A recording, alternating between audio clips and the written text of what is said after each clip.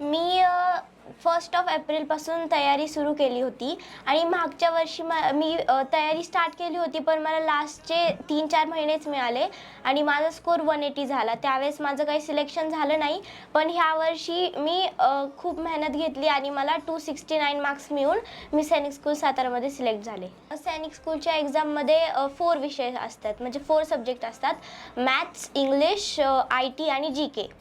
तर मॅथ्स थोडंसं टफच असतं, पण मला एवढं टफ नाही झालं. स्टार्टिंगला टफ होत होतं, पण जेवढी प्रॅक्टिस करेल तेवढं सोपं होत जातं.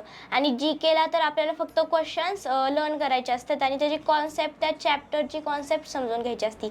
आणि ITला फक्त आपलं रिझनिंग असतं, त्याच्यात काय एवढं स्टडी करायची जरूरत नसती, कारण की त्याच्यात आपल्याला फक्त आपलं डोकं चालवायचं असतं. आणि इंग्लिश तर कॉमनच असतं. तुम्हाला जर सैनिक स्कूलचे क्लास जॉईन करायचा असेल तर तुम्ही नक्कीच ICAN ट्रेनिंग इन्स्टिट्यूट जॉईन करू शकता.